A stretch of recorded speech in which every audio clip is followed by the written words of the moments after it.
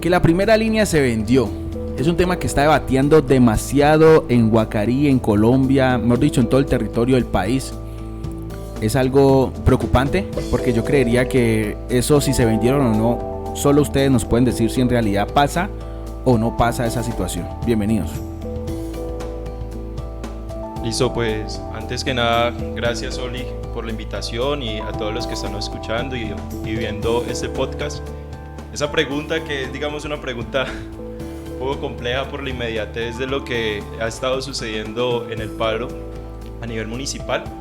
Yo creo que solo la pueden responder los miembros de la primera línea, más allá de decir que hay una compra y venta de un proceso. La discusión debería girar en torno es qué ha pasado con los jóvenes que estuvieron desde un primer momento en el paro, desde el 28 que hubo bloqueo hasta hace unos cuantos días que se levantó. Y creería yo que la respuesta precisa está en que han aprendido a organizarse. Entonces, yo creo que la primera línea, más allá de la compra y venta de un proceso, es la creación de un nuevo proyecto. Un proyecto que recoge a los jóvenes que han sido, digamos, marginados, excluidos, apartados. ¿Qué es la primera línea, Sebas? La primera línea es un proceso que se da, digamos que dentro del paro nacional hay varias líneas, hay varios frentes. El primer frente es la primera línea y es el frente de choque, ¿sí? Son los que se encargan de detener al SMAT por el tiempo necesario que requieren las personas para ir a resguardarse. Entonces la primera línea, digamos, son los más valientes dentro de los diferentes frentes que hay. Porque lo que yo te decía ahora es, por lo menos en mi postura personal, no en nombre del programa, yo no estoy ni a favor ni en contra de un cierre de una vía. Es más, te podría decir que estaría un poquitico más en contra por un tema de lo que genera en un sector económico, más que todo es por ese tema. Porque pues como, digámoslo así, como persona que apoya todo este tema de los medios de comunicación, yo apoyo mucho la libre expresión y toda persona tiene derecho a hablar y opinar como quiera. Y más porque lo que te decía ahora, pararse allá, para mí es tener huevas y bien puestas. Y yo lo digo ¿por qué? Porque es que es no solo el hecho de lo que te decía ahora, precisamente no tenerle miedo, no es tenerle miedo a la fuerza pública ni querer hacer el daño como tal, sino tenerle miedo a la crítica de la misma comunidad o el pueblo sin saber en realidad qué es lo que está pasando. Yo podría hablarte y pensar mucho que yo apoyo mucho el tema del capitalismo, por decirlo así, pero es más que todo por el hecho de que no me gusta que se afecte una economía a través de un cierre de una vía, pero respeto que toda persona es libre de expresarse como le plazca en gana. Entonces yo creería que es eso, es según lo que me explicabas que es el proceso de la primera línea y lo que están haciendo los jóvenes, y aún teniendo en cuenta esta crítica que está recibiendo el país sobre una venta pues de una negociación, ¿por qué se aperturó una vía? Si el paro está siguiendo o no sigue. Oli, pues fíjate que también un tema importante es que esos comentarios pues obviamente son estrategia para deslegitimar el paro y lo bien que se ha venido realizando a nivel de organizaciones. Como le decía Sebastián, los jóvenes han sabido organizarse en los distintos sectores sociales para crear propuestas en mejora de la sociedad misma de ellos. Son jóvenes que han sido muy limitados a las oportunidades y esta es la mejor coyuntura para organizarse. Entonces esos comentarios obviamente aparecen es con el ánimo de deslegitimar muchas cosas positivas que se han visto. Y más porque pienso yo que la mayoría de las personas que opinan eso no lo saben porque no han estado allá, ¿ok? El que está criticando no lo sabe. Sí. Y se ven perfiles falsos. Eso es pero mira que es relativo, porque hay también un tema político, ¿no? Personas que quieren sacar beneficio político de cada situación, de cada momento, de cada acción, de un paro, de un cumpleaños, de lo que sea, pero siempre está ahí como el político a ver qué se puede hacer o qué no se puede hacer. Y yo creo que aquí es donde menos tiene que haber política, aquí es donde más la gente debe pensar en un bien común, sobre una población, sobre qué podemos hacer para defender los derechos de los guacariceños, del país, del caleño, del bugueño, del tulueño, el que sea. Exacto. Mira que pensaba yo ahorita que conversábamos, la política en Colombia es muy emocional y debería ser racional, ¿no? Digamos que el tema de los bloqueos, ¿por qué se mantuvo tanto tiempo un bloqueo en la vía? Porque la emocionalidad hacía creer que era la única forma de manifestación legítima, cuando hay diferentes formas de manifestarse. solamente que el bloqueo es la manifestación que permite presionar, ¿sí? Como que ejerce presión no solamente en el gobierno, sino también en las corporaciones económicas.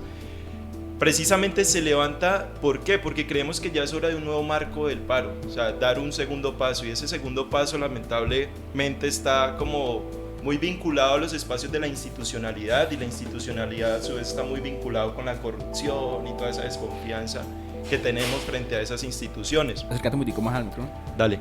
En esa medida creo, Oli, que la importancia aquí es volver a generar un pacto social, que esos políticos que siempre están ahí como buitres al acecho de lo que queda, ¿cierto?, reconozcan que deben estar desde un primer momento y deben estar acompañando el proceso. Ellos tienen una responsabilidad enorme y ellos lo saben, solamente que el paro como que los sacudió, los puso a trabajar, ¿no? No, y no creas que yo creo que esta situación le coloca la cosa más difícil a cualquier político en el país. Entonces le da una perspectiva donde una comunidad está alzando una voz. Pero ¿dónde entra la violencia aquí, Sebas? Que es donde me preocupa. Sabemos y entendemos que no en todos los casos, como hay violencia en la fuerza pública, como hay violencia también en algunas primeras líneas, eso hay de todo, blanco y negro, como Dios y el diablo, mejor dicho. Cuando pasan este tipo de ilegalidades, digámoslo así, donde un miembro de la primera línea está delinquiendo de pronto o haciendo algo indebido, ¿cómo entran las demás personas que están ahí en el paro a perjudicarse? ¿O qué hacen ustedes para que no sean perjudicados por la persona que les está perjudicando a ustedes en esos momentos? Una marcha pacífica, digámoslo así.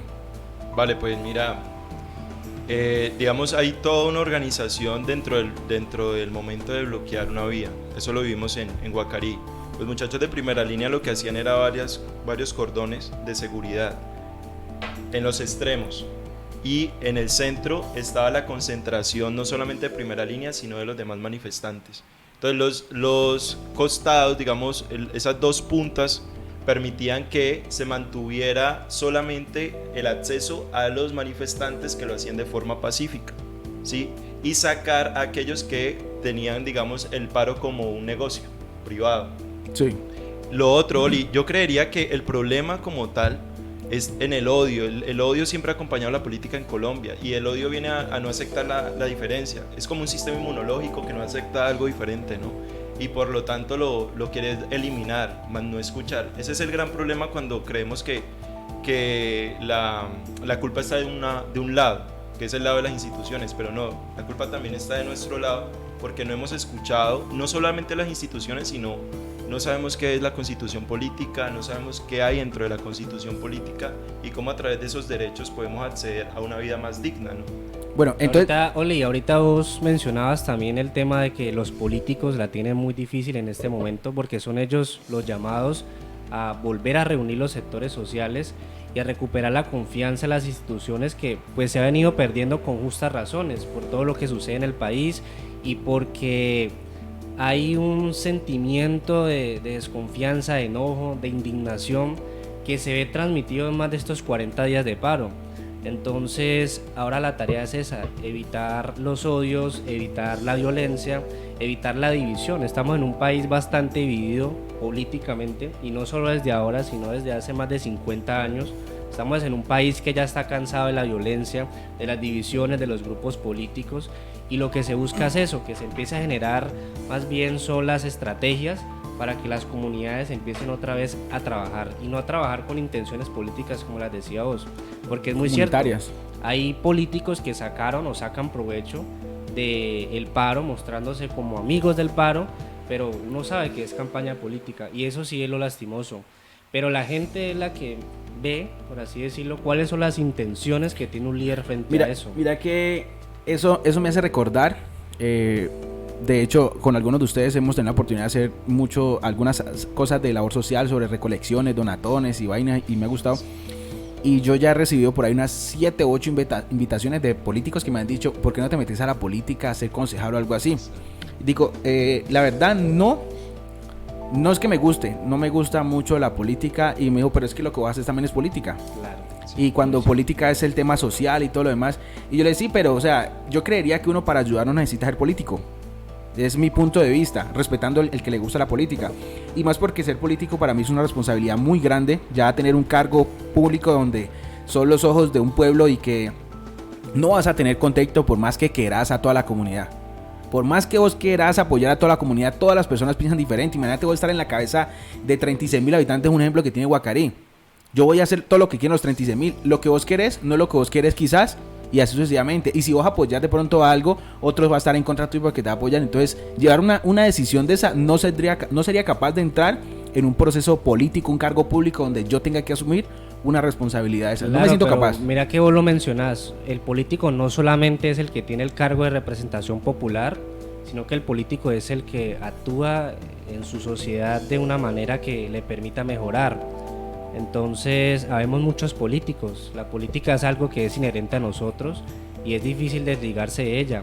Pero entonces sí le hace un poco de daño esos comentarios, por ejemplo, que decían que el paro era de tal político, y eso no es así. Aquí están todos los sectores reunidos, hasta personas que, como lo decía Sebastián, quizá no tengan el mismo pensamiento que nosotros, pero saben que en Colombia hay algo mal y hay que hacer una reforma estructural.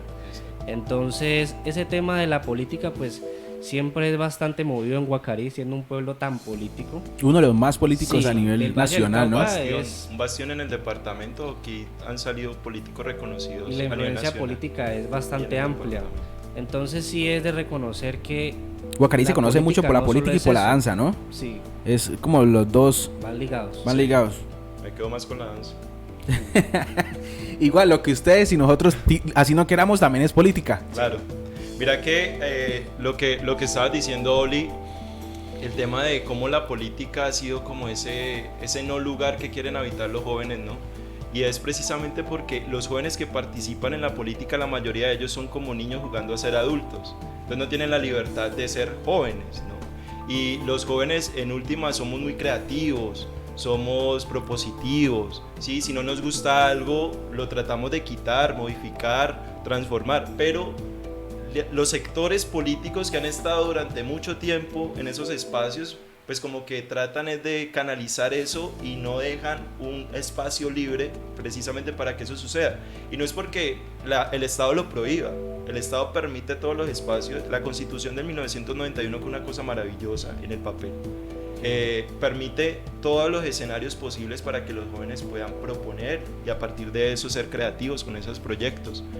Pero lo malo es que el gobierno está como el Estado está como secuestrado por una clase política o por una cultura política más bien retardataria, tradicional, costumbrista. Bueno, en esas negociaciones que ya se aperturó, digámoslo así, la vía, pero que el paro sigue, según lo que me decís, Sí. ¿cómo le podemos aclarar a la gente cuál fue la negociación para que tenga claro por qué se aperturó una vía y el momento que sea vos de avanzar? Listo. Pero de manera más clara. Listo, entonces, a ver, empecemos por las mesas de diálogo, ¿no? ¿Cuántas mesas fueron? Fueron 8. Fueron 2 en la Nubia. ¿Con quiénes y demás? Fueron con la institucionalidad, gremios de empresarios y también representantes de las iglesias y maestros, sindicalistas también y jóvenes ante todo. Esas mesas de diálogo fueron productivas, no todas, pero sí, digamos, tuvieron alcances importantes, 2 acuerdos. El primer acuerdo fue el de la seguridad de los manifestantes, ese por un lado, y el segundo acuerdo fue el de pliego de peticiones que la comunidad realizó a través de asambleas populares, y el 90% de ese pliego de peticiones se firmaron como aprobados. El restante quedan pendientes y precisamente ahí está lo nuevo, ese segundo paso que queremos dar, es que hay ya mesas participativas para hacerle veeduría a esos Hacer negociaciones. Exactamente. Nosotros tenemos la responsabilidad ahora de verificar si eso se cumple. ¿Cuántas y fueron? Denunciarlos. Fueron 65 peticiones. ¿De las cuales exitosas fueron? 90%. Excelente. 59 fueron aprobadas. Excelente, excelente. No, y mira que la O sea tarea que fue continúa. exitoso, valió la pena. Sí, valió la la pena. mesa es Pues hasta permanente. ahora. En uno de los acuerdos se dejó firmado de que la mesa de diálogo iba a ser permanente y con participación obviamente más abierta a cualquier sector. Si por ejemplo un sector que no se pudo vincular anteriormente a las mesas, en las futuras lo puede hacer, porque pues la intención es que cada vez se agregue peticiones, pero que sean obviamente factibles, que haya un poder económico o un estudio económico que permita decir esto es viable o no es viable, porque pues tampoco podemos pedir que Guacarí de la noche a la mañana solucione la cantidad de problemáticas que tiene. Que viene de años, ¿no? Sí, claro, y de años. Sí, no podemos tampoco pretender que por el paro se va a arreglar todo el país. Eso No, es como de un hecho, proceso de que ya hecho esas empezó. peticiones que entran solamente no al municipio y no te estoy hablando todas las del país en pliego de peticiones al gobierno nacional, es una cuantía millonaria que yo creería que para cumplir todo eso tendrían que haber como 15 reformas tributarias para ver dónde sacar plata para todo eso. Pero, es de billones, según lo que yo estuve leyendo sí, que día, es sí. de billones el dinero que se necesita para cumplir todo lo que está pidiendo. ¿Cómo entraría? Porque yo digo, sacar a Duque no es la solución. No lo es, ni tampoco que muera Uribe. Tampoco.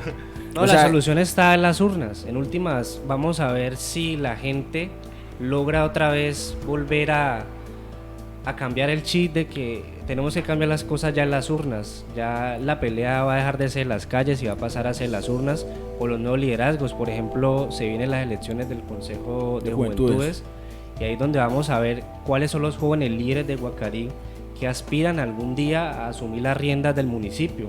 Y también pues vamos a ver en el 2022 qué tanta conciencia tiene la gente de los gobernantes que ahora tenemos, de quienes legislan y han expedido tantos proyectos o tantas reformas que son lesivas para la ciudadanía colombiana. ¿Cómo Entonces, se en puede- últimas, ahí está el cambio. ¿Cómo se puede retribuir, digámoslo así? Yo tengo entendido que un municipio o un país se sostiene a base de sus empleados, a base de inversión, a base de los impuestos. Sí. Digamos que, Yo creería que también sacar los impuestos tampoco no es una solución, porque no, entonces ¿cómo retornaría el dinero? el problema El Oli, dilema no es agravar alimentos o algún tipo de cosas, que era lo que estaba pasando con la reforma tributaria. El problema con la reforma tributaria precisamente era que no estaba atravesada por la justicia social, es decir, toda la deuda recaía en los sectores más pobres y la clase media. Entonces, eso por un lado. Segundo, lo que tú decías, ¿cómo podríamos nosotros resolver la situación económica del país sin una reforma tributaria? Yo creo que primero sería una reforma fiscal, porque hay muchas empresas y muchos gobernantes. En estos momentos hay gente que está dentro de los espacios del gobierno y tiene paraísos fiscales. Y de hecho un estudio de los paraísos fiscales que tienen los empresarios y los políticos en Colombia pues concluyó que precisamente la deuda que tenemos nosotros con el Banco Mundial es prácticamente mínima a la cantidad de dinero que hay en los paraísos fiscales. Entonces, si nosotros recuperamos esa plata que es de Colombia, que es en impuestos que se les deben gravar a esas personas, logramos saldar la deuda y además podemos invertir en programas sociales. Mira que esa pregunta se la hacían ¿Cuántos mucho años los tienen ustedes? guacariceños. 21, yo tengo 21. 24. 24. Sí, Y yo creería que hay jóvenes de 20, 24 y quizás de 30 años, 31 que tengo yo, que no sabemos ese tipo de cosas. Mira que por eso Entonces, yo te creo que decía, aquí en hay Guacarí que- la gente preguntaba mucho eso. Bueno, pero entonces si reforma, ¿cómo hacemos nosotros para sostener el país? Y esas dos soluciones que acaba de plantear Sebastián, pues yo creo que la comunidad debe saberlas, que en Colombia hay mucha evasión de impuestos y que no solo eso, sino que también la corrupción se come mucho del dinero que va destinado al gasto social. Entonces, reformas tienen que haber, eso no se puede negar, pero son reformas que deben estar focalizadas a no atacar directamente a los más vulnerables. Y eso de los paraísos fiscales y el control fiscal yo creo que solucionaría en mucha medida el gasto público, sumado pues a la alta corrupción. Pero lo de la alta corrupción también va de la mano de con los gobernantes que vamos a escoger. Por eso hay que hacer tanto énfasis en eso. Sí, más que todo en que, o sea, que los gobernantes no lleguen con el mismo discurso de odio y tampoco pretendan pues que con eufemismo pueden enredar a la gente. El problema de los gobernantes en Guacarí, y me atrevo a decirlo, el problema de los gobernantes en Guacarí es que parten de dos supuestos. Primero, de que somos ignorantes, ¿cierto? Y empiezan a generar como estrategias de persuasión, persuaden a la gente a través de los discursos pomposos y la retórica que mueve fibras emocionales, por eso es importante la razón. Y por otro lado, a través de la habilidad poética de conmover, ¿sí? Cuando juegan con las emociones de una persona, pues es más fácil que haga algo que ese político en su discurso le esté recomendando. Yo creería que nosotros debemos primero educarnos y segundo aplicar ese conocimiento en la práctica. Es decir, bueno, usted no me puede prometer esto porque en el artículo tal dice que usted no está en la capacidad de hacerlo, eso le corresponde al gobernador o eso le corresponde al presidente o a X institución. Cuando nosotros desconocemos ese tipo de cosas nos pasa como la experiencia del colegio eligiendo al personero. que nos ofrece una piscina y nosotros votamos por él porque prácticamente es lo que queremos, ¿no? Eso me acuerdo de las elecciones del colegio, más de una vez votando uno corriente. Y lo peor es que uno se burlaba y se reía porque uno sabía que no podía hacer eso, pero uno votaba. Exacto. Ay, la política viene desde niños, yo creería. O sea, la política es un mal necesario. Sí. Literalmente. Sí. Literalmente es un mal necesario porque tenemos que untarnos, tenemos que hacernos. Y como te decía, así como hay políticos buenos, hay políticos malos, hay policías buenos, hay policías malos, hay jóvenes de la primera línea, hay jóvenes buenos, hay malos. El diablo y el cielo. Siempre está el blanco y negro. Sí, claro. De los poquitos que hayan de cada uno de esas cosas que nombré ahí, yo creo que esos poquitos son los que pueden apoyar y hacer cambio. Entender que el político que entiende eso, que apoya eso, que le va difícil, pero que le gusta que el joven esté tomando iniciativas. Listo, me va a quedar berraco mi próxima campaña, me va a quedar berraco mi proceso político, pero entonces es como la educación en el tema de la virtualidad. Me toca adaptarme a un nuevo cambio y se puede hacer. No tengo que renunciar a la política, no. Que no va a ganar, no. Si usted le gusta y ama lo que hace, usted va para adelante políticamente, pero debe adaptarse que hay un pueblo que alzó la voz y que vamos a escuchar a los pelados a ver qué e incluirlos. Exacto. He visto que Duque ha estado sacando últimamente unas campañas sobre el tema de apoyo a la juventud, ya con varias cosas que no pasaban antes, o sea que en definitiva ha sido mucho los beneficios, teniendo en cuenta que mi posición, digámoslo así, siendo más al tema de capitalismo, pero por el tema empresarial, porque siempre he apoyado el tema de las empresas. Y no tanto por las grandes empresas, sino por los microempresarios. Toda la vida desde pequeño he tenido negocio de comiditas, de venta de empanadas, de chuleta, lo que sea. Y he sentido que es trabajar duro para ganarse un peso.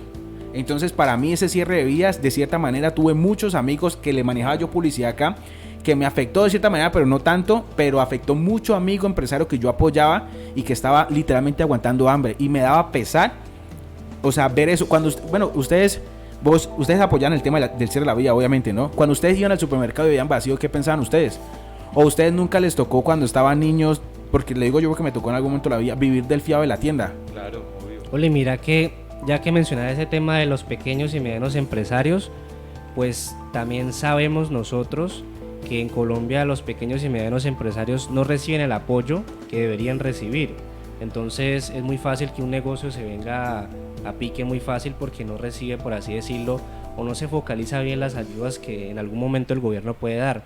Y hemos visto muchos escándalos de corrupción en los que los subsidios van directamente a las grandes empresas y en últimas pues el pequeño productor es el que sufre. Y claro, obviamente era una escena bastante horrorosa ver un supermercado vacío o con los precios altamente elevados. Y no tanto el supermercado, porque yo le apuesto que los dueños están comiendo bueno, claro. Sino si se supone que ustedes están trabajando desde un cierre, digámoslo así, para apoyar la pobreza extrema. Para evitarla. Para evitarla, perdón. Para evitarla, sabiendo que en Guacarí, en cualquier sector del país los hay. ¿Qué piensan ustedes cuando alguien está aguantando hambre por un cierre de una vía? Listo, te voy a colocar un ejemplo. Listo. Y esto es algo que aprendí hace poco en una reunión. La empresa, digamos que más empleo da en Guacarí es Picú, ¿sí? Y no solamente le da empleo a los jóvenes, sino también a los adultos, digamos a los veteranos que están muy cerca de ser pensionados. Esta empresa Picú no tiene galpones, ¿sí? No cuenta con galpones propios. Tiene que acceder a la materia prima con otras empresas.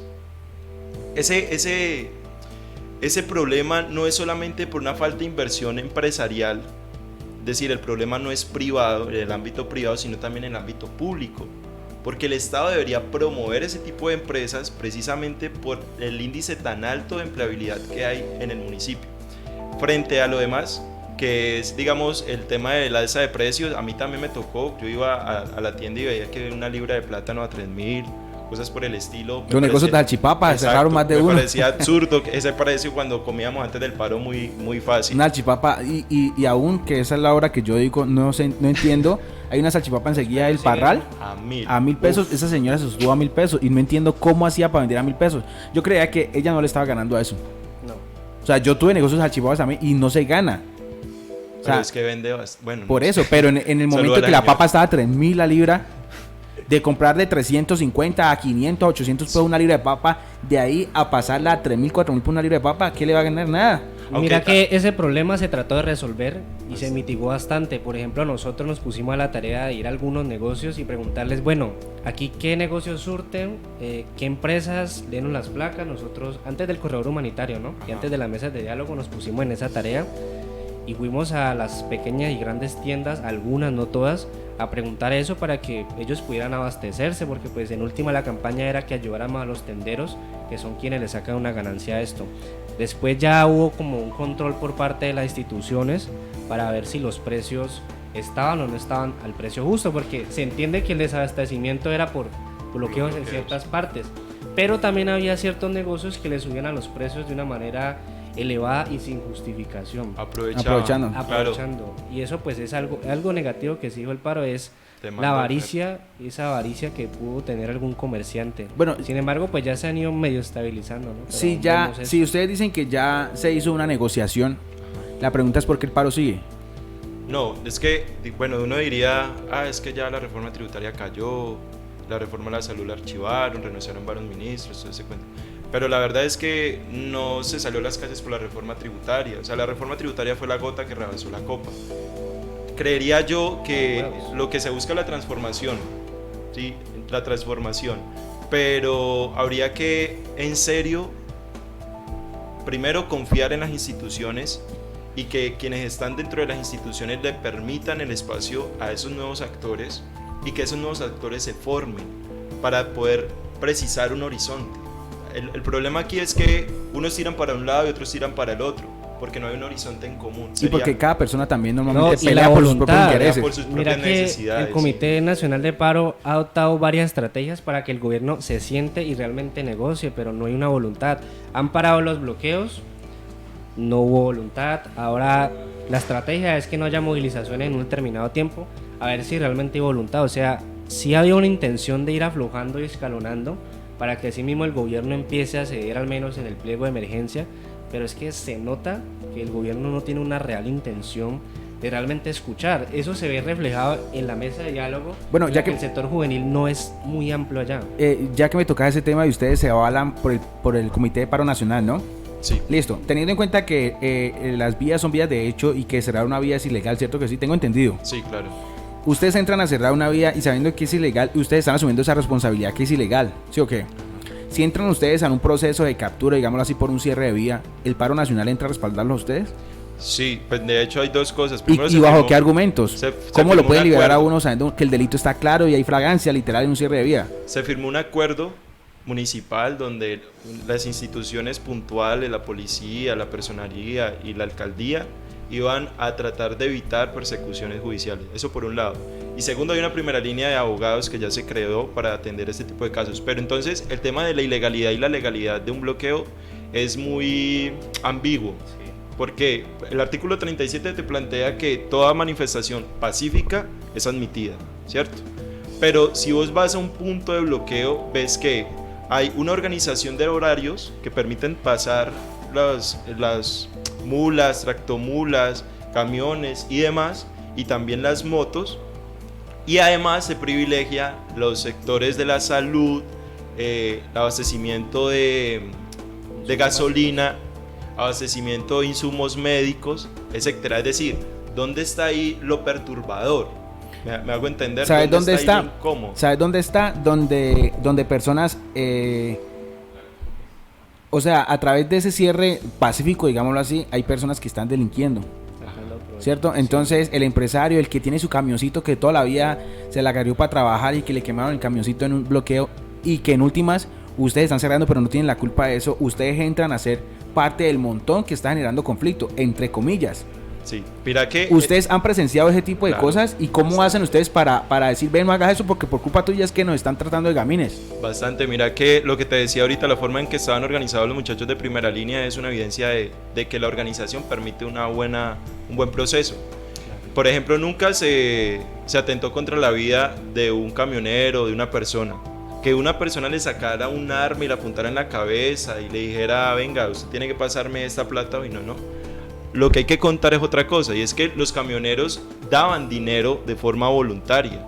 y los manifestantes rechazaban el dinero. Claro está que hay personas ajenas al paro que aprovechaban eso y recibían el dinero. Ningún caso está en que alguien o sea, pero sí amenazó pasaba, con pero arma de o sea, sí blanca o de pasaba, fuego. pero es algo que ustedes no podían tenerle control, no se les salía de las manos. Precisamente porque ya había una voluntad, ya había una predisposición de la persona que manejaba ese carro, de dar el dinero. Entonces la persona que estaba como manifestante, el manifestante real rechazaba el dinero, pero quien se encontraba ahí, que primera vez había llegado pues al parche, recibía el dinero y todos quedábamos como los gamines y los bandidos. Es triste que es más fácil reunir personas para atacar que para hacer algo bien, ¿no? Que la violencia la tenemos muy impregnada. O sea, Ese es odio. más fácil reunir muchas personas para atacar que para hacer el bien común. Exacto. No, y eso lo ves en redes sociales. Constantemente había unas quejas de que esos vándalos, de que unos términos peyorativos que usaban hacia la primera línea eran los que tenían aterrorizado al pueblo, pero en últimas, si vos ibas allá te ibas a dar cuenta que te iban a tratar con amabilidad y con cero hostilidad. Y esos casos, pues obviamente cuando se daban, como lo dijo Sebastián, tenían una organización que evitaba que hubiera cobro de peajes o que de pronto amenazaran a un conductor. Es más, yo te puedo apostar en que en pocas bloqueos del Valle del Cauca se les daba almuerzo a los conductores. Aquí hacíamos una olla comunitaria inmensa. Mira que ahora y los días conductores se quedaban ahí almorzando, entonces no se les maltrataba y se les atendía de la mejor manera. Mira que la necesidad genera violencia, ¿no? Entonces una persona con hambre o con un problema no está en sus cabales, digámoslo así, para hacer. Ahora días mi mamá se me enfermó de un pie, una celulitis clavada interna aquí, pues no pudo caminar y estaba llorando impresionante el dolor. Las viejas estaban cerradas. Hermano, yo me paré a acompañar. Yo dije, voy a acompañar. Si el cierre no está, hermano, yo iba a fumar, era mierdero, sin preguntar quién sí, quién no. Que me dijeran no pase y su mamá así ya gritando, desesperada el dolor y llevando la urgencia. Y lo más seguro es que hubiera pasado, que no me hubieran dejado pasar y que fuera sido caótico el problema, ¿me entendés?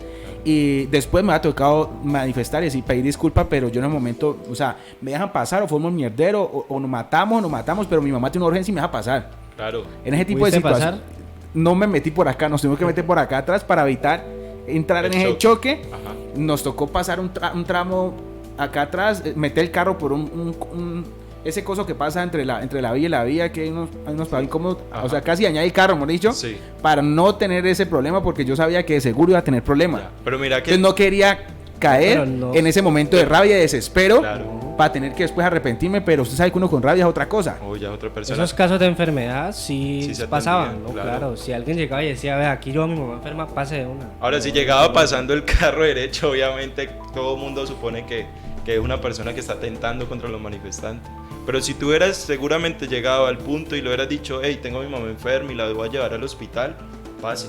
Pero mira que es difícil, ¿no? Es difícil porque todas las personas tenemos un comportamiento diferente a la hora de actuar en medio de una necesidad o un desespero, ¿no? Claro. Ahí Pero- se le da a uno la decencia para el carajo. Me sale el gamín que yo por dentro, hijo de puta, me has pasado, no, buen mierdero aquí. Ajá. Pero entonces eso ya habla de vos, ¿me entiendes? No, o sea, es una pero ya es un tema de que en responsabilidad realidad uno en sus cabales no lo es. Exacto. Pero que en medio de un desespero y de rabia ahí donde se forma el mierdero. Entonces, No, y la es solución es entendible. que la necesidad genera violencia. Un padre de familia, viendo que su hijo está aguantando hambre, se va a robar, pero le trae comida como sea.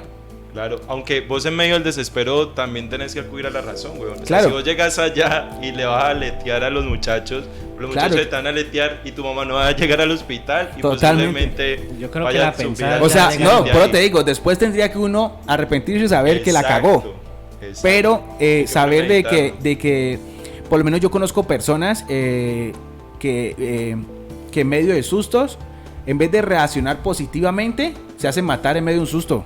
Sí. Entonces, por lo menos he estado con alguna persona aquí que ha pasado de pronto esas retroscadoras que tienen un gancho atrás. Una vez estaba un poquitico elevado yo y casi me mete por el vidrio. Iba en el carro y casi se me mete por el vidrio. Entonces la persona que tenía al lado, en vez de hacer así, hizo fue así hacia adelante, como que... Entonces he visto personas que en medio de susto reaccionan es diferente. Claro, la adrenalina. O sea, reaccionan en vez de a una defensa, reaccionan a suicidarse ellos mismos, a matarse literal. Entonces, lidiar con esa situación psicológica también es donde yo creería que debería haber en las primeras líneas un apoyo psicológico. Pere, Sí. si esa persona está actuando por ahí, usted no sabe por qué está actuando así. Quizás puede ser la persona más decente del mundo, pero en ese momento está haciendo un gamín literal. Pero pregúntele por qué antes de que se iguale. Ajá. La Mi desesperación. mamá tiene cáncer o mi mamá tiene esto, estoy desesperado, tengo problemas, me quedé en trabajo, estoy aguantando hambre y ¿por qué está actuando así? Todo ese tipo de factores pueden llevar a que también haya violencia. Entonces, en definitiva, la necesidad genera violencia y ese tipo de cierres genera necesidad también Claro. de parte y parte, tanto de un apoyo del gobierno nacional hacia ustedes como una necesidad del microempresario que se está viendo afectado a la vez, así sea que así no entienda que ustedes están trabajando por los intereses del microempresario también. Exacto. Mira que cuando aplicando esa situación a este caso, ¿no? Digamos, la gente que está iracunda con el bloqueo hace un argumento muy válido y es la violencia. No, es que ahí están los violentos y tal. Válido porque, primero porque desconoce cómo es la vuelta en sí y segundo porque vivimos en un país violento, ¿no? Cuando vos estás desde la comodidad de tu casa en Facebook criticando a los de primera línea, señalándolos como violentos, pues prácticamente vas a actuar de la misma forma como ellos, esa forma que criticas la violencia, cuando en medio de la desesperación lleves a cabo una acción como esa, arbitraria contra los manifestantes. Entonces creería yo que lo importante es la sensatez. O sea, si yo digo que son violentos, porque yo tengo que actuar como violento, ¿no? Ahí donde estaría el punto de quiebre realmente. No, y acá siempre se evitó la violencia, precisamente porque pues vivimos en un pueblo relativamente tranquilo. Y ese tema de los microempresarios, ya que lo mencionas, es un tema que nosotros tratamos de resolver buscando a los empresarios de Guacarí, hablando sobre la problemática que tenían ellos y cómo nosotros podíamos contribuir y ellos también contribuir de alguna manera con algún proyecto integral, no solo para la primera línea, sino también para la comunidad en general. Entonces, algo que sí dejo muy claro es que la intención siempre estuvo en buscar soluciones, porque problemas ya tenemos muchos y violencia pues también la evitamos a toda costa. Entonces se trata más de buscar soluciones que buscar peros y buscar problemas. Yo creo que ese es uno de los éxitos que tuvo el paro de Guacarí y en algunas partes del país, y es la búsqueda de soluciones. No quedarse simplemente hay un problema muy enorme pero no lo puedo resolver porque hay un lado que no sé, no, hay que buscar el punto en el que finalmente se sea. Bueno, para concluir, viene el tema educativo. Es claro y se ha visto, hasta por medios quizás que se hayan aprovechado la situación, donde personas y miembros de la primera línea a veces ni saben por qué están parando. ¿Cómo hacen ustedes para educar a esas personas que los están apoyando ustedes en tema de seguridad, digámoslo así, a enseñarle y explicarle a usted por qué está parado aquí? Ya, digamos que el gran problema con eso es que no hay una respuesta elaborada, ¿no? Digamos, yo le puedo preguntar a alguien de primera línea que no ha recibido una educación formal, ¿por qué estás parado? Él no me va a responder porque la reforma tributaria no estuvo atravesada por una justicia social que permitiera una equidad. No, claro, digo, ustedes cómo le entran a educar, entonces, explicarle, porque listo. Todos estamos prestos para aprender y nadie nació aprendido. Allá voy. Entonces, cuando nosotros vemos que no hay, digamos, un argumento válido, pero sí hay una indignación válida, porque ese pelado seguramente acuesta con un huevo frito en el día, lo que hacemos nosotros es venir, hablemos de esto.